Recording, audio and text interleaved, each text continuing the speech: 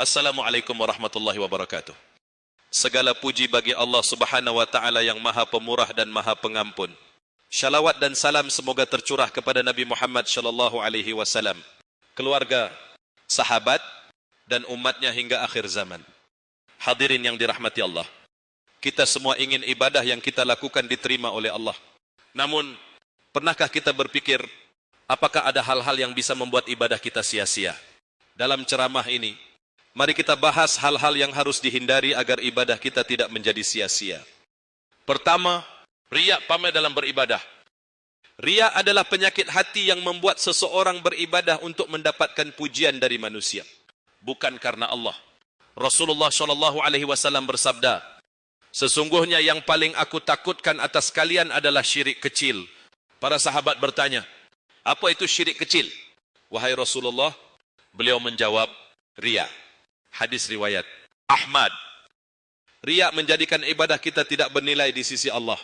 Maka pastikan setiap amal yang kita lakukan ikhlas hanya untuk mencari ridhanya. Dua, tidak ikhlas dalam beribadah. Allah hanya menerima ibadah yang dilakukan dengan ikhlas. Firman Allah, padahal mereka tidak diperintahkan kecuali agar mereka menyembah Allah dengan ikhlas dalam menaatinya. Surat Al-Bayyinah ayat 5. Jika niat kita bercampur dengan tujuan duniawi, seperti mencari kekayaan, popularitas, atau kekuasaan, maka ibadah kita terancam sia-sia. Tiga, lalai dalam salat. Salat adalah ibadah yang pertama kali dihisab di hari kiamat. Namun, jika kita melaksanakan salat dengan lalai, tergesa-gesa, atau tidak khusyuk, salat tersebut bisa kehilangan nilai pahalanya. Allah berfirman, maka celakalah orang-orang yang salat, yaitu orang-orang yang lalai dari salatnya. Surat Al-Ma'un ayat 4-5. Lakukanlah salat dengan khusyuk dan hadirkan hati agar salat kita menjadi lebih bermakna. 4. Ghibah dan perbuatan dosa lain. Rasulullah sallallahu alaihi wasallam bersabda, tahukah kalian siapa orang yang bangkrut? Para sahabat menjawab, orang yang bangkrut di antara kami adalah orang yang tidak memiliki dirham dan harta.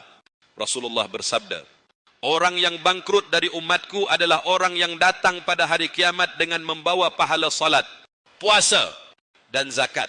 Tetapi dia mencela orang ini, menuduh orang itu, memakan harta orang ini, dan menumpahkan darah orang itu. Maka pahalanya akan diberikan kepada orang-orang yang dia zalimi. Hadis riwayat Muslim.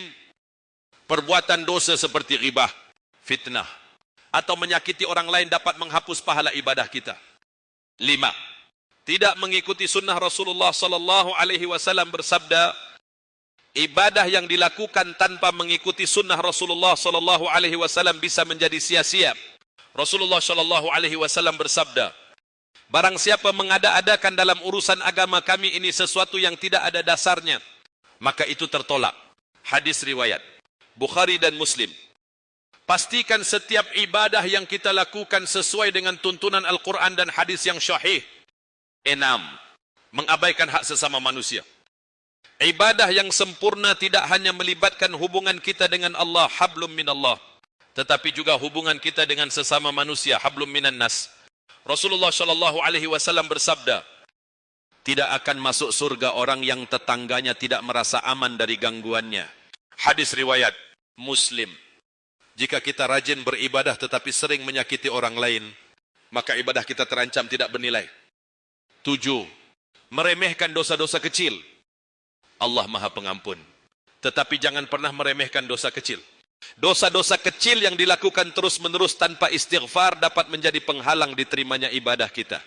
Rasulullah sallallahu alaihi wasallam bersabda, jauhilah dosa-dosa kecil, karena dosa kecil itu bila terus dilakukan akan menghancurkan. Hadis riwayat Ahmad.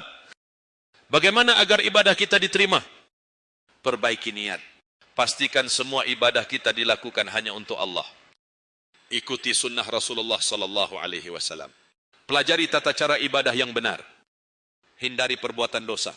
Jauhi dosa besar maupun kecil yang dapat menghapus pahala ibadah. Perbanyak istighfar. Mohon ampun kepada Allah atas kelalaian dalam ibadah. Jaga hak sesama. Jangan lupa untuk memperbaiki hubungan dengan orang lain. Hadirin yang dirahmati Allah. Ibadah adalah investasi untuk akhirat kita. Jangan sampai usaha kita sia-sia karena hal-hal yang bisa dihindari. Mari kita jaga keikhlasan. Jauhi dosa dan perbaiki hubungan dengan Allah serta sesama manusia agar ibadah kita diterima dan mendapat ridhanya. Wassalamualaikum warahmatullahi wabarakatuh.